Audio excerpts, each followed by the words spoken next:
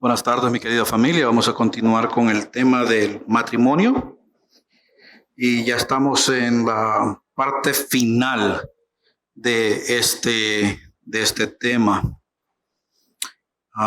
Los versos que vamos a tocar son los últimos versos de este capítulo y son de los versos del 25 hasta el 40. Usted dirá, bueno, pastor, ¿y por qué un sermón con tantos versículos? Porque todos estos versos tocan el mismo subtema y es el consejo. Es importante nunca olvidarse de los otros temas que hemos tocado. En este capítulo 7, Pablo nos ha enseñado con respecto a la soltería. Nos ha enseñado acerca de, dentro de la soltería de aquel que está esperando casarse. Pero también nos enseñó la soltería de aquel que no tiene pensado casarse, ¿verdad? Aquel que se va a mantener célibe. En pocas palabras, que va a practicar el celibato. También nos enseñó acerca de las parejas que uno es creyente y el otro no es creyente y cómo se pueden llevar, matrimonios que se pueden conllevar y cómo la parte creyente santifica el matrimonio a través de su fe en Cristo Jesús. Y también Pablo le da la opción a la persona que si la otra persona no le permite practicar sus creencias, entonces puede decidir optar por la separación.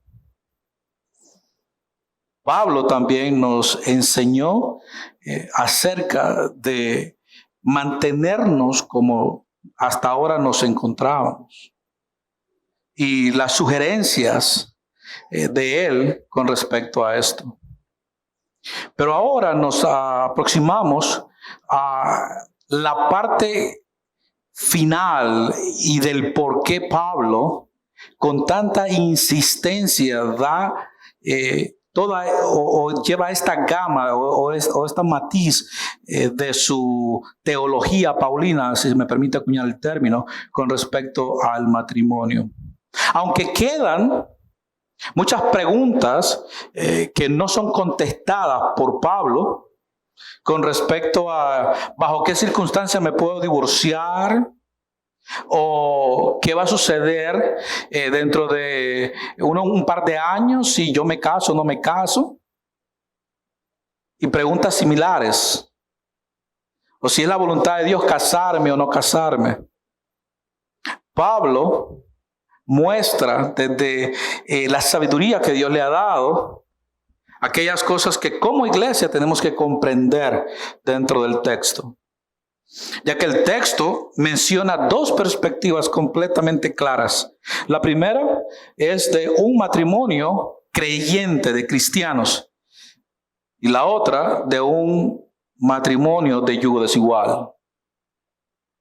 Es interesante que Pablo nunca presenta un matrimonio de no cristianos, sino un matrimonio de cristianos y de uno de yugo desigual.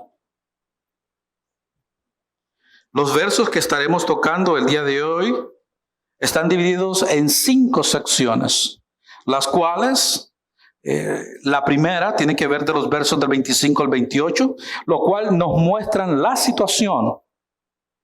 Los versos del 29 al 31 nos muestran el sentir de Pablo. Los versos del 32 al 35 nos muestran las ataduras dentro del matrimonio y las responsabilidades que esas ataduras contraen o conllevan. Luego del verso 36 al 38 nos muestran la razón correcta por la cual uno debe de casarse. Y por último, los versos del 39 al 40 nos muestran la conclusión. Sin más preámbulo, oremos. Mi amado Señor, en el nombre de Jesús te imploramos, Padre eterno, que tú a través de tu palabra eduques a tu iglesia, comenzando con el que está exponiendo tu palabra. Con el propósito, mi amado Dios, que podamos conocerte y conocer lo que tú dices a través de tu palabra con respecto a este tema, mi amado Dios. Y entendiendo estas grandes verdades, Padre eterno, que nosotros podamos ser movidos a obediencia a través de la obra del Espíritu Santo en nosotros. Para la gloria y la honra de tu santo y bendito nombre y por los méritos de Cristo. Y decimos, amén.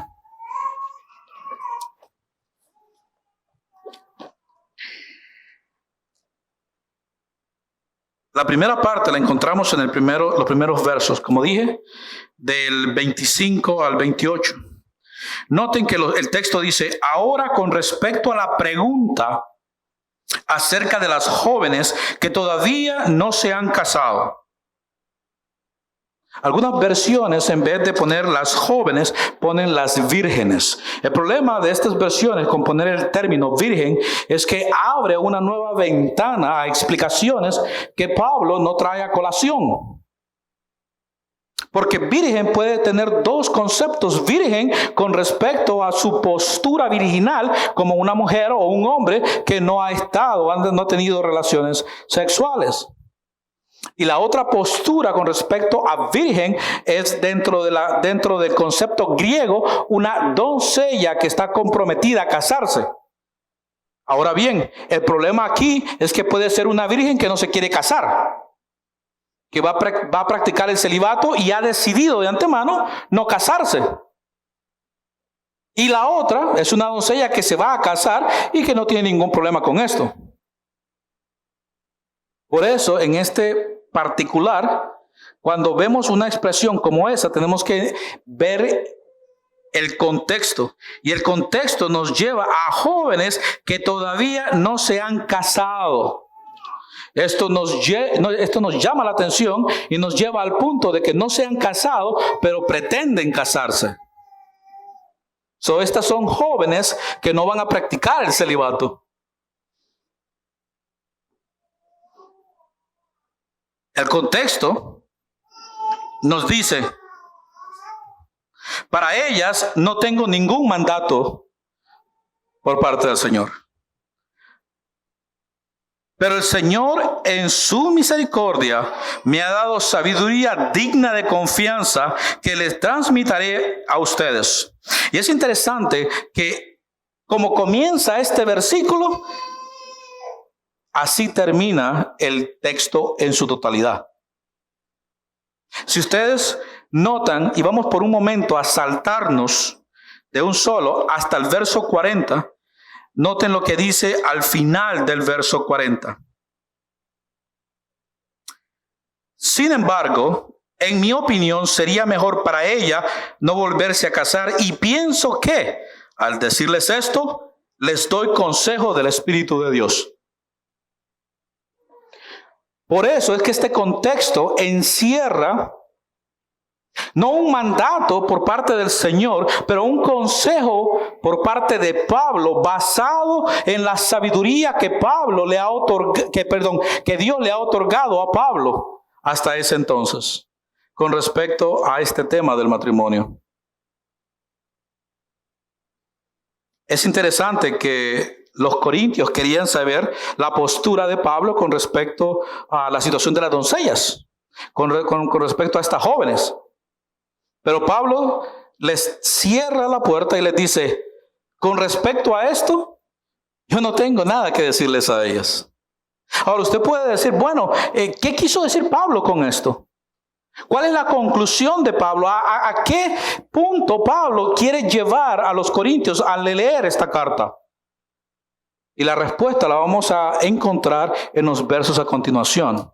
Porque a través de toda la escritura del capítulo 7, siempre hay un tema en común que Pablo nos ha presentado. Y es las decisiones que cada persona tiene que tomar. Y las responsabilidades que cada uno de nosotros tenemos que asumir. Dentro del contexto pasamos al siguiente verso. Y comienza él a traer a colación algo que él ya ha hablado en el capítulo 5 y en el capítulo 6. Y dice él, debido a la crisis actual, pienso que es mejor que cada uno se quede como está. ¿Cuál es la crisis actual? Vivir a la corintiana. Vivir como los corintios. ¿Y cómo vivían los corintios? Si nos acordamos de eso, vivían practicando muchas cosas que Dios ha declarado que es una vida de pecado. Y entre ellas, con respecto al matrimonio, dentro de esas prácticas estaban las orgías, la inmoralidad sexual en todo el tamaño de la palabra, o todo lo que la palabra en sí encierra.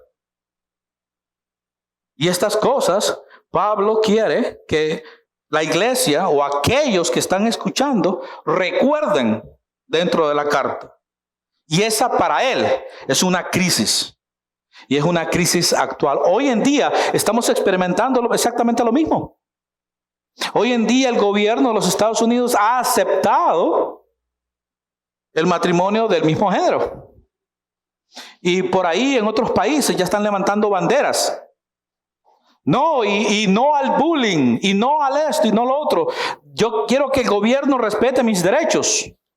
Olvidándose ellos que la ciudadanía como una totalidad no solamente está compuesta por personas que piensan de esa manera, sino que está compuesta por personas que piensan de otras maneras. Y no me estoy refiriendo a los cristianos. Me estoy refiriendo a unos que piensan de una manera depravada como su corazón lo es. Me estoy refiriendo a los que quieren practicar el amor entre un adulto y un niño. Ya ellos están comenzando movimientos y quieren que se les respete el derecho a que un adulto esté con un niño siempre y cuando el niño lo consienta. Que es lo mismo que están haciendo los homosexuales.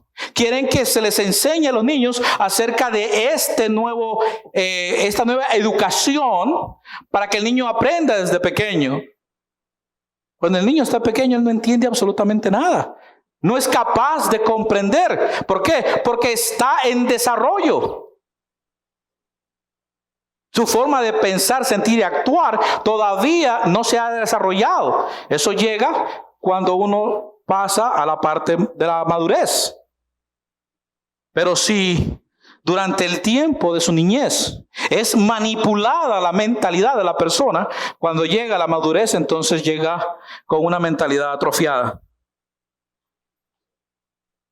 Y no solamente aquellos que quieren practicar la pedofilia, pero dentro de esa misma gama hay muchos también que están en esa misma línea de depravación y quieren ellos también que se les respeten los derechos. Y mi querida familia, hacia ese lugar vamos. Lo mismo que estaba sucediendo en el clímax del Imperio Romano, donde cada quien hacía lo que mejor le parecía, comenzando del emperador para abajo. Lo mismo está sucediendo en nuestra sociedad. Y déjenme decirle una cosa, mi querida familia. La historia nos muestra a nosotros que cada vez que una nación o un imperio llega a ese punto de depravación moral, el imperio o tal nación caen. Porque la sociedad como tal no se puede sostener. La sociedad como tal es insostenible. Especialmente cuando el gobierno en realidad apoya esta forma de pensar. Esa era la crisis de ese entonces. Esa es la crisis que Pablo les está recordando, les está diciendo. ¿No se recuerdan lo que les acabo de decir en el capítulo 6 y en el capítulo 5? Hay una crisis actual que ustedes deben de entender. Y por esa crisis actual, entonces es que Pablo comienza diciendo, debido a la crisis actual, pienso que es mejor que cada uno se quede como está.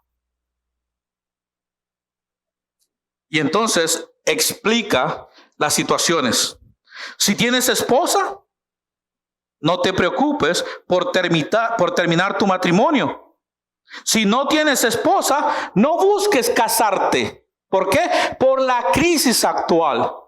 Porque si tú te divorcias y tú no tienes el don de continencia, ¿qué es lo que te espera? Una mujer o un hombre que vive la corintiana. Eso es lo que te espera. So te conviene, por la crisis actual, quedarte donde estás metido.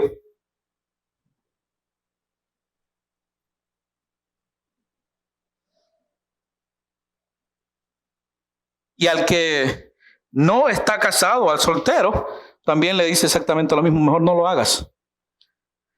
Quédate como estás. Entonces, en el verso 18 dice, pero si te casas, no es pecado.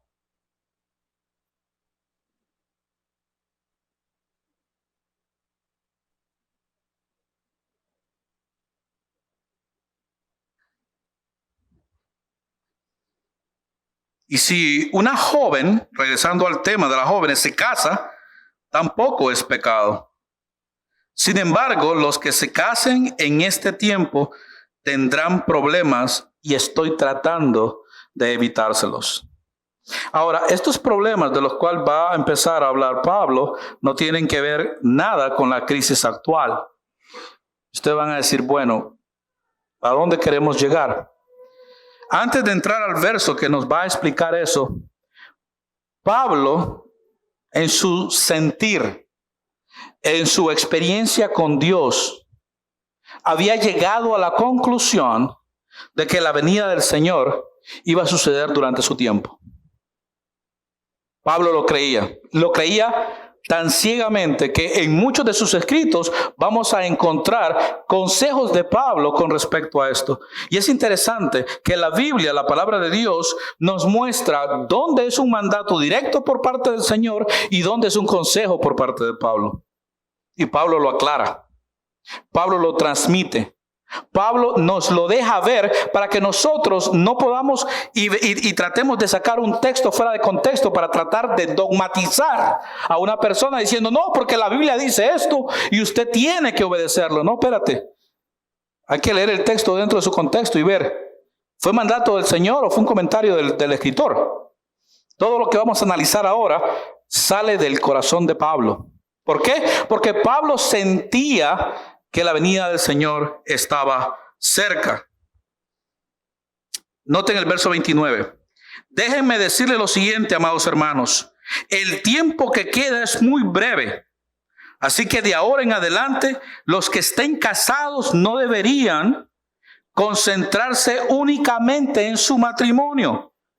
Los que lloran y los que se alegran o los que compran cosas no deberían ser absorbidos por sus lágrimas, ni su alegría, ni sus posesiones. Los que usan las cosas del mundo no deberían apegarse a ellas, pues este mundo, tal como lo conocemos, pronto desaparecerá. ¿Notaron? Ese es el sentir de Pablo. Este mundo como lo conocemos se va a acabar. ¿Por qué? Porque Pablo estaba viendo señales que él sentía eran las señales antes del fin.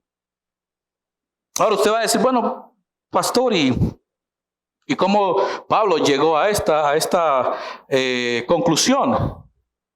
Mi querida familia, muchos de los discípulos de Jesucristo estuvieron con Jesucristo, pero no pudieron entender el mensaje en su totalidad de Cristo Jesús.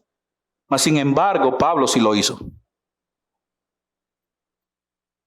Muchos eruditos están conscientes de que de todos los discípulos, incluyendo a Pablo como apóstol, a los gentiles, que mejor entendió las doctrinas de Jesucristo fue Pablo. Y en la historia del primer siglo, no, un poquito más, en la historia de los padres de la iglesia, hasta el siglo VI por ahí, el que mejor entendió las doctrinas de Pablo fue Agustín.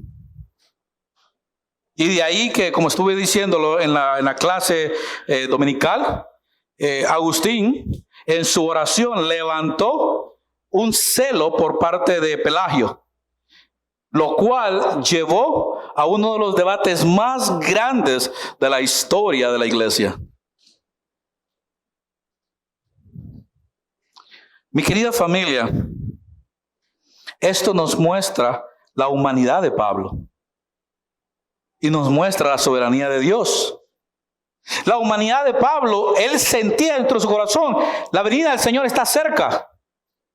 La soberanía del Señor se lo dijo a sus discípulos cuando le preguntaron en el libro, al principio del libro de los Hechos, ¿cuándo restaurarás el reino a Israel? La respuesta de nuestro Señor para con ellos es: a ustedes no les interesa saberlo. Lo que les interesa saber es: vayan, sean mis testigos y lleven mi evangelio a todas las naciones. Eso es lo que les interesa a ustedes. Y hoy en día muchas iglesias y muchos pastores se enfatizan tanto y tanto y tanto en la escatología y se olvidan de las cosas esenciales de la vida. Y las cosas esenciales de la vida es nuestra relación con Cristo primeramente, nuestra relación con nuestros cónyuges, nuestra relación con nuestros hijos, nuestra relación con nuestros familiares, nuestra relación con nuestros hermanos de la iglesia, nuestra relación con nuestros vecinos, nuestra relación con nuestros compañeros de trabajo, nuestras relaciones sociales. Y cómo somos en realidad testigos de Jesucristo y su evangelio a todas las naciones. Esa es la prioridad número 1 de la iglesia.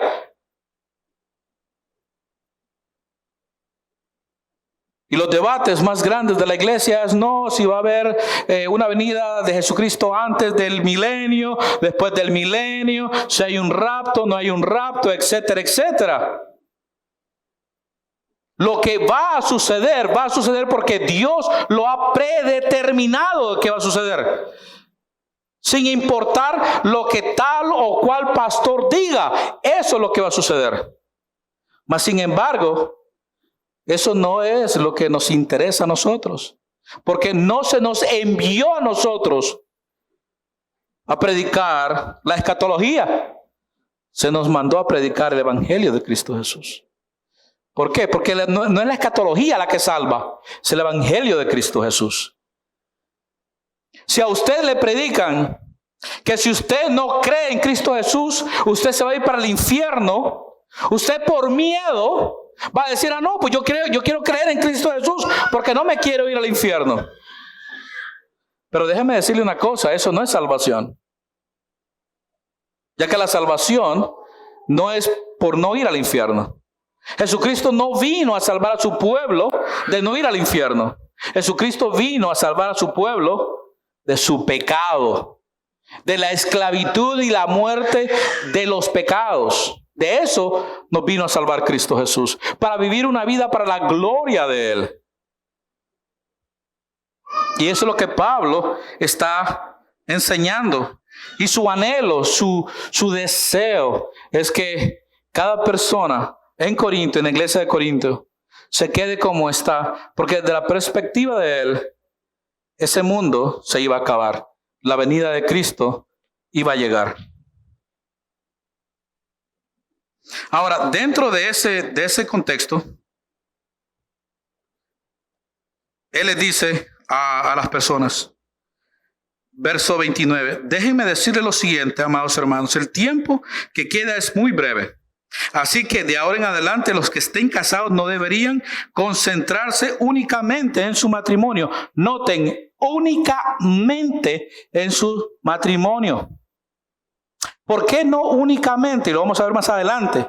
Porque cuando uno está casado,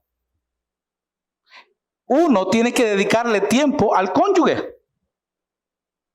Ustedes saben la cantidad de divorcios dentro de las iglesias que han ocurrido porque la persona, o sea, el cónyuge, dice, no, es que él o ella pasa metido todo el día en iglesia, o pasa metido leyendo la Biblia, o pasa haciendo esto o lo otro que tiene que ver con la religiosidad, y a mí no me dedican tiempo.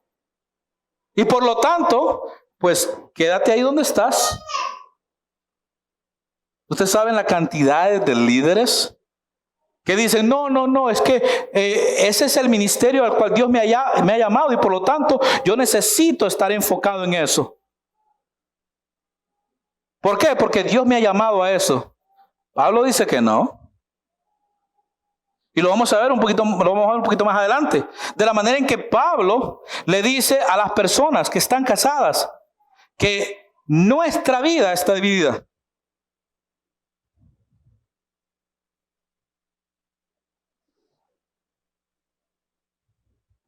En el verso 30, los que lloran o los que se alegran o los que compran cosas no deberían ser absorbidos por sus lágrimas, ni su alegría, ni sus posesiones.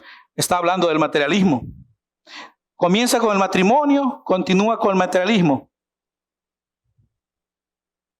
Y luego los que usan las cosas del mundo no deberían apegarse a ellas, pues este mundo, tal como lo conocemos, pronto desaparecerá. Verso 32. Quisiera que estén libres de las preocupaciones de esta vida.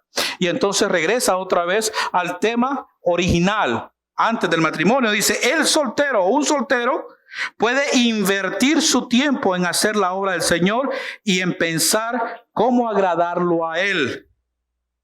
Pero el casado tiene que pensar en sus responsabilidades terrenales y cómo agradar a su esposa.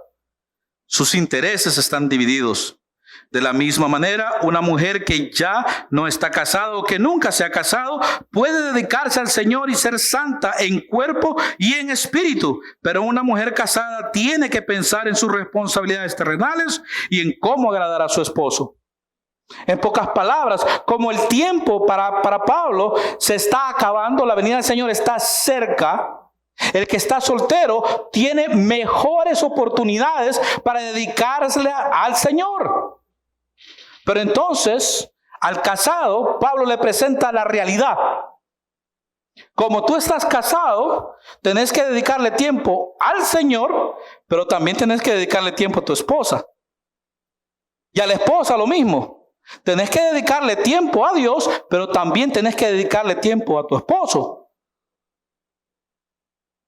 Y si se me permite acuñar el término, y Pablo no lo menciona aquí, pero voy a hacer una teología de edades. Y si hay hijos, entonces hay que dedicarle tiempo a Dios, hay que dedicarle tiempo al cónyuge y hay que dedicarle tiempo a los hijos también. Nuestra vida está dividida. No está dividida porque vamos a amar más a nuestros cónyuges y a nuestros hijos más que a Dios. No, porque nosotros estamos llamados a glorificar a Dios en nuestro matrimonio. Tenemos que glorificar a Dios en la manera en que tenemos nuestra relación con nuestros hijos. Y tenemos que glorificar a Dios en todo lo que hacemos. Por lo tanto, estamos llamados a saber ser buenos administradores de nuestro tiempo. El tiempo de Dios, el tiempo con el cónyuge, el tiempo con los hijos, el tiempo con los amigos, el tiempo con todos. Tenemos que saber distribuirlo. Pablo lo que dice es, el soltero, como no tiene ni la esposa ni los hijos, ese tiempo se lo puede dedicar más al Señor. Ahora, tenemos que recordar la postura de Pablo. Pablo estuvo casado, ahora está viudo. Y él ha entendido las dos posturas. ¿Cómo sabemos que Pablo estuvo casado? Por su afiliación al Sanedrín y por haber sido fariseo, ya que para ser fariseo tenías que estar casado. Y especialmente si tenías una afiliación con el Sanedrín, más todavía. Pablo ha experimentado los dos mundos. Pablo sabe de lo que está hablando. Pablo entiende las dos posturas, la postura del casado y la postura del soltero. Porque él estuvo soltero antes, luego casado después y ahora viudo, y ha decidido por el don que Dios le ha dado mantenerse soltero. ¿Para qué? Para dedicarle su tiempo absoluto a Dios, basado en el don que Dios le ha dado. Y vuelvo y siempre repito, si Dios no te ha dado el don de continencia o de abstinencia, no te vayas al celibato. Y de eso Pablo lo explica un poquito más adelante. Vuelve y repite. Quisiera que estoy en el verso 32. Quisiera que estén libres de las preocupaciones de esta vida. Un soltero puede invertir su tiempo en hacer la obra del Señor y en pensar cómo agradarlo a Él. Pero el casado tiene que pensar en sus responsabilidades terrenales y en cómo agradar a su esposa. sus intereses están divididos.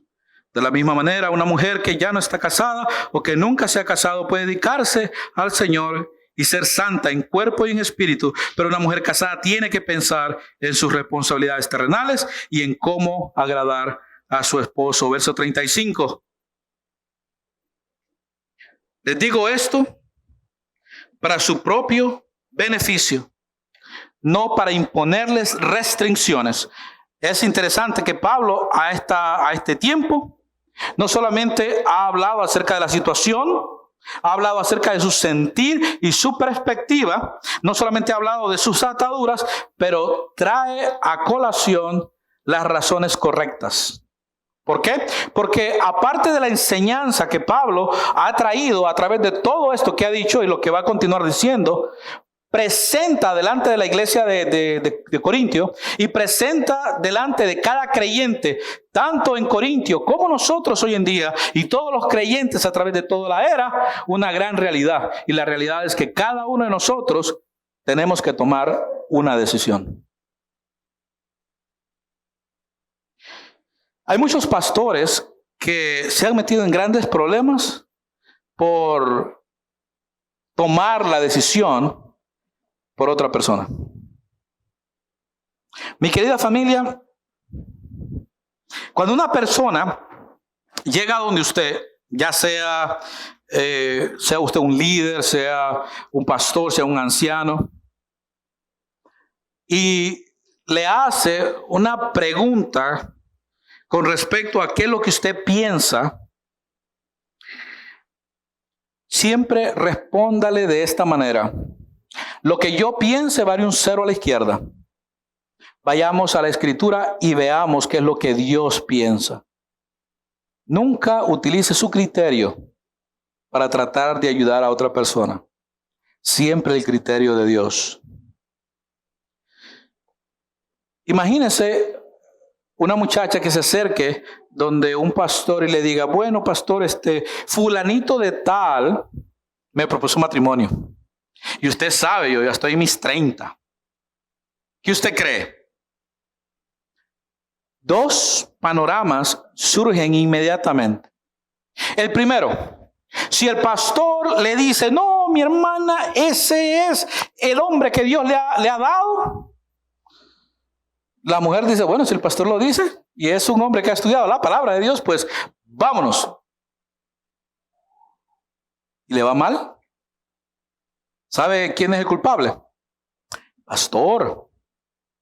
Óigame, pastor, usted de sabiduría no tiene nada. Yo no sé para qué fue al seminario. Ahora usted me tiene que arreglar el matrimonio, porque yo en divorcio yo no creo. Y usted es responsable porque usted me dijo que yo me casara. Así que usted vea qué es lo que va a hacer.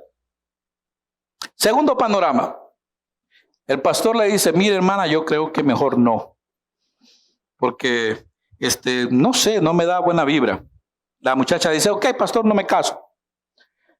Y entonces pasan 10, 20 años, la señora llegó a los 50 y van del pastor.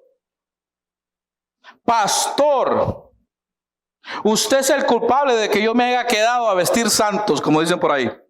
Porque si usted no me daba ese consejo, yo estuviera 20 años, a lo mejor con 3, 4 hijos, paseando con mi esposo. Y ese es el corazón del ser humano. Por lo tanto, cuando alguien viene a pedirle un consejo, nosotros tenemos que presentarle 3 puntos con respecto a lo que Dios dice en su palabra. El primer punto: ¿esa relación le va a dar la gloria a Dios? El segundo punto: ¿esa relación en qué te va a beneficiar a ti espiritualmente? Y el tercer punto: ¿cómo los dos van a servir al Dios que aman? Y después de que la persona ha contestado para sí mismo las respuestas a esos 3 puntos, entonces la decisión es tuya. Yo no puedo tomar la decisión por ti. Eres tú. Ya Dios te ha enseñado a través de la palabra, basado en esos 3 puntos, pero ahora eres tú el que tiene que tomar esa decisión. ¿Por qué? Porque cuando tú tomas esa decisión, no importando cuáles sean los resultados, tú tienes que asumir las consecuencias. Tú y nadie más que tú. Y eso es lo que Pablo está haciendo. Pablo está presentando un panorama y le dice a la iglesia, ustedes tienen que tomar una decisión. Y nos dice a nosotros también lo mismo. Nosotros tenemos que tomar esa decisión.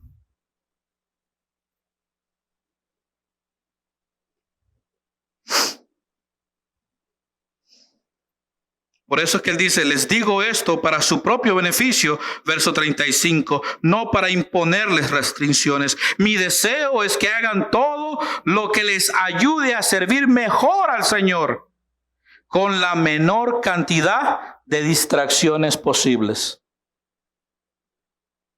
El deseo de Pablo para la iglesia es de que sirvan al Señor de la mejor manera.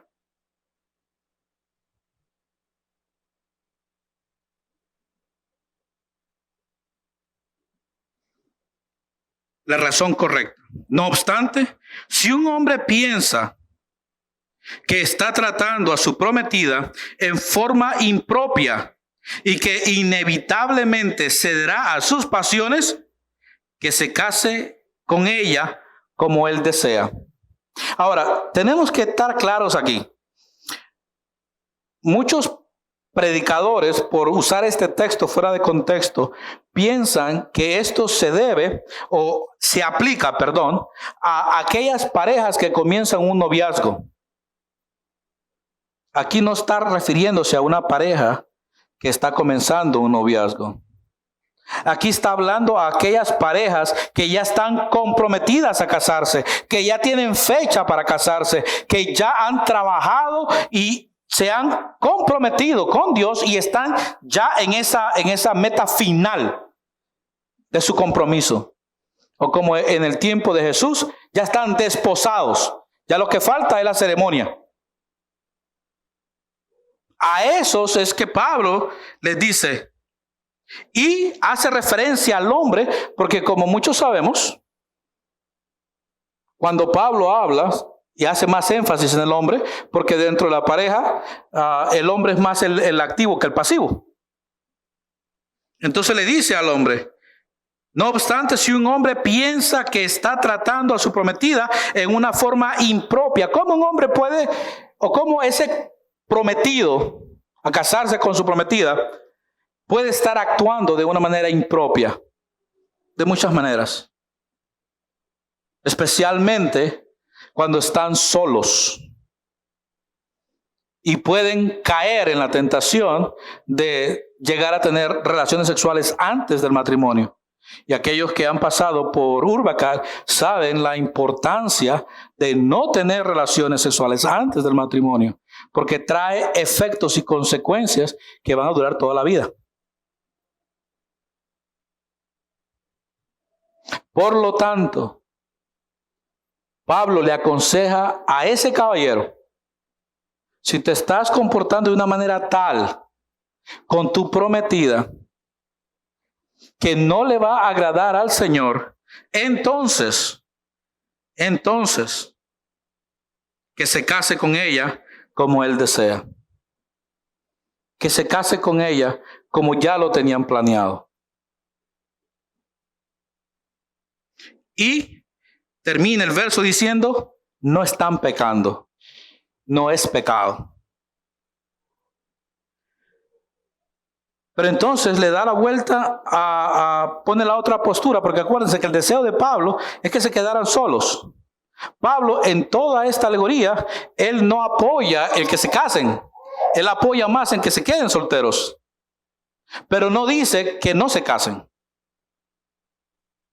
Luego en el verso 37 dice, pero si ha decidido con toda firmeza no casarse y no hay urgencia y puede controlar sus pasiones, hace bien en no casarse. Si puedes controlarte, quédate soltero. No hay ningún problema con eso.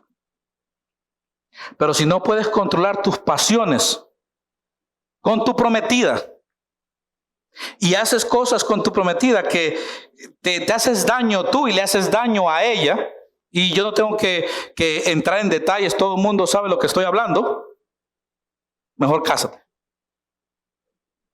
Mejor cásate. Pero vuelvo y repito, Pablo no le está hablando a aquellos que están comenzando un noviazgo o aquellos que solamente son amigos. Está hablando a aquellos que ya están desposados, aquellos que ya están comprometidos a casarse. Aquellos que no están comenzando la carrera, sino los que ya están llegando a la meta. Que ya lo que les falta es ponerle una fecha y probablemente hasta ya tienen una fecha. Y entre nuestra iglesia tenemos a Dani, como por ejemplo, para eso. Que hasta ya le pusieron fecha, en enero.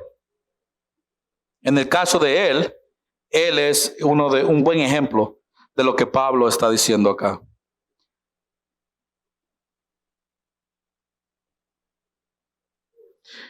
Verso 38. Así que el que se casa con su prometida hace bien, y el que no se casa hace aún mejor. Pablo vuelve y recalca: el casarse no está mal, pero debería quedarse soltero. Vuelvo y repito, ¿por qué Pablo piensa eso? Porque según Pablo, la venida del Señor está cerca. El mundo como se conoce para Pablo pronto desaparecería. Entendamos todo el consejo de Pablo dentro del punto principal, dentro del sentir de Pablo. Nunca podemos olvidarnos de eso. Por eso siempre les he dicho, cada texto dentro de su contexto. La Biblia ella sola se interpreta cuando la leemos y la entendemos de la manera en que Dios la intentó. Nunca saquemos un texto fuera de contexto. Jamás. Eso nos lleva a herejías, de lo cual se ha llenado la iglesia a través de los siglos.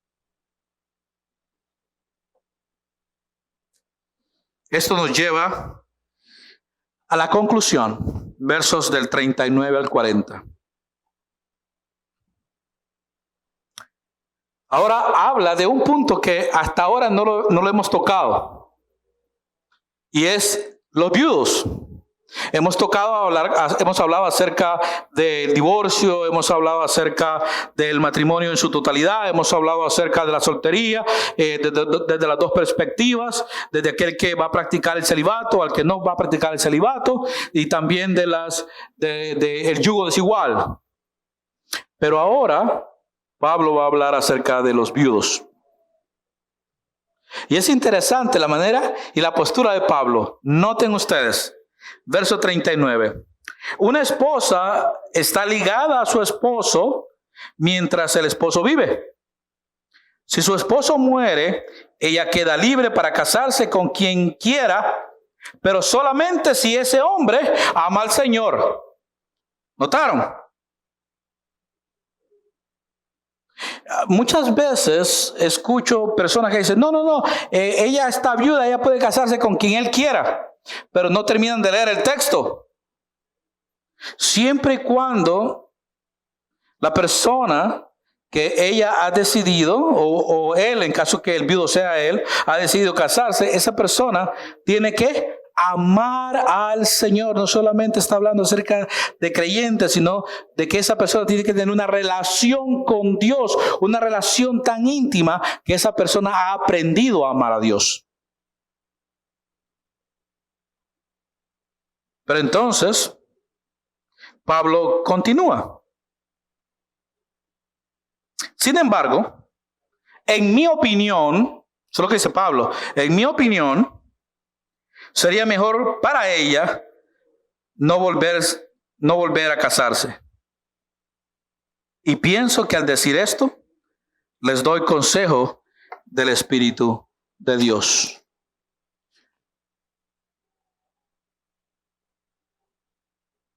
El volverse a casar para muchos, en muchas iglesias, Es un tema bastante delicado. Y dicen, no, si usted se divorció, usted no se puede volver a casar. Si usted está viudo, usted no se puede volver a casar. Porque Pablo dice que mejor sería para ella no volverse a casar, o mejor sería para él no volverse a casar.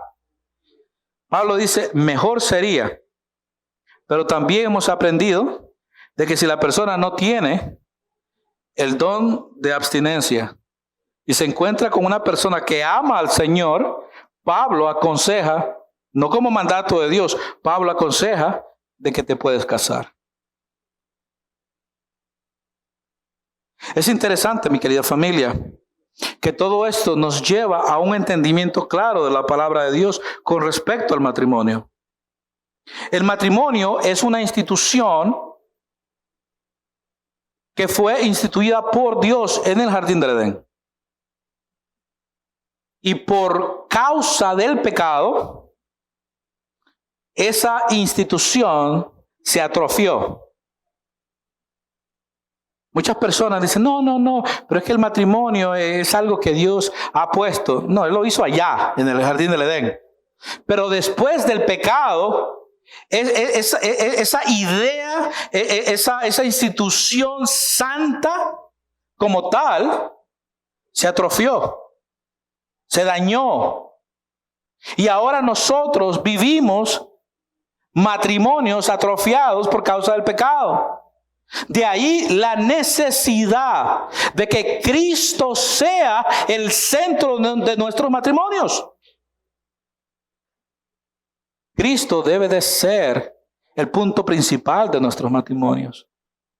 Cuando el cónyuge decide no someterse a Cristo, entonces tenemos un problema. Y un problema de gran magnitud. ¿Por qué? Porque entonces nosotros vamos a sufrir. Vamos a sufrir las consecuencias de un cónyuge que dice que ama a Dios, pero por sus obras no ama a Dios. Y vamos a llorar. Y vamos a sufrir.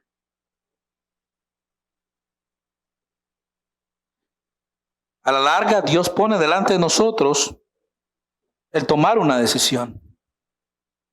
Y muchas veces no tomamos esa decisión por el qué dirán. No tomamos esa decisión porque pensamos, pero ¿y si me pasa esto y si me pasa lo otro? Dentro de la opinión de Pablo, Pablo nos pone a nosotros en ese plano. Basado en la situación en que estás, tú tienes que tomar una decisión. No el pastor de la iglesia, no el diácono, no el anciano, no el maestro de escuela dominical, tú tienes que tomar una decisión. Pero esa decisión tiene que darle la gloria a Dios. No importando el qué dirán.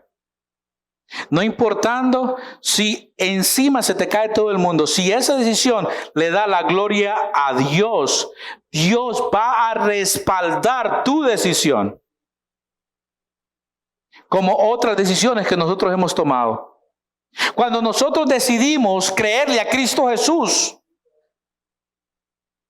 todas las amistades que nosotros teníamos se nos pusieron en nuestra contra.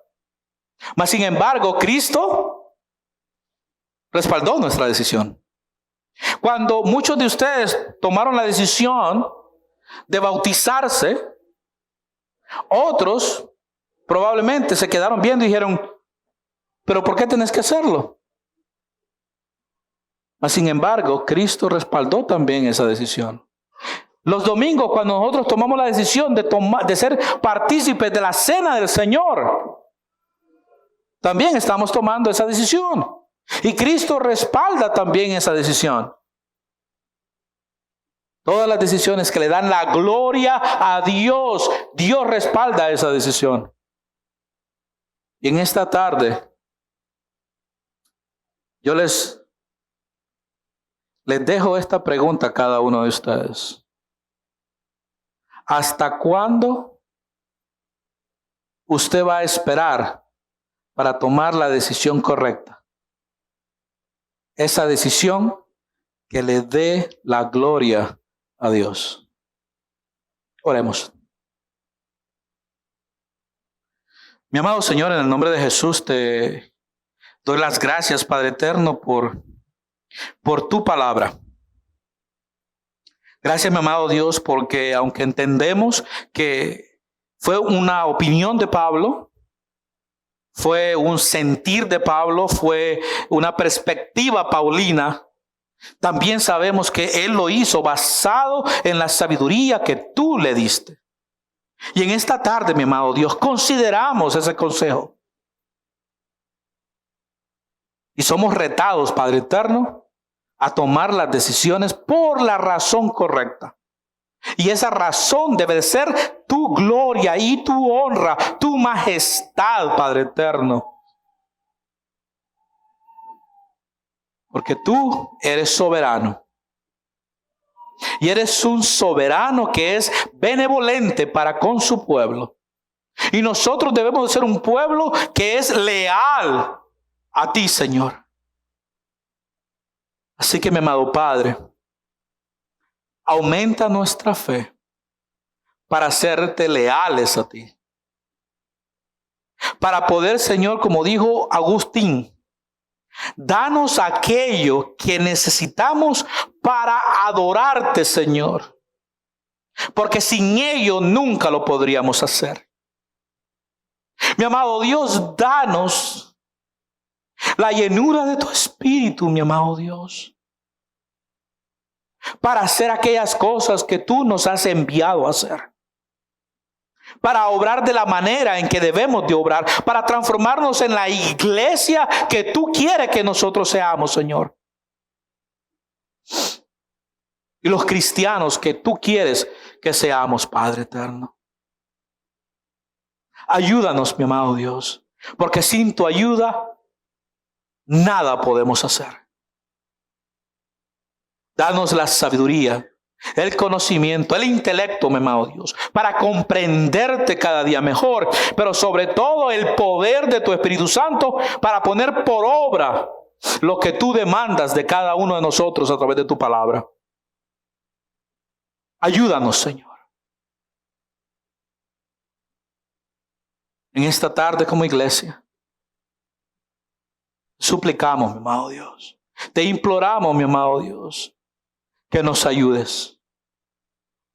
Como ministro de tu evangelio, te imploro, te suplico que me ayudes. A cada uno de aquellos que de una manera u otra son líderes de esta iglesia, mi amado Dios, te suplico, te lo imploro, ayúdales, mi amado Dios. Nosotros tenemos una guerra. Y nuestras batallas, Señor, no son contra carne ni sangre, sino que contra huestes y potestades, mi amado Dios. Ayúdanos, Padre eterno. Ayúdanos, Señor, a tomar decisiones para la gloria y la honra de tu santo y bendito nombre. Y es por los méritos de Cristo que te suplico todo esto y te digo, amén y amén.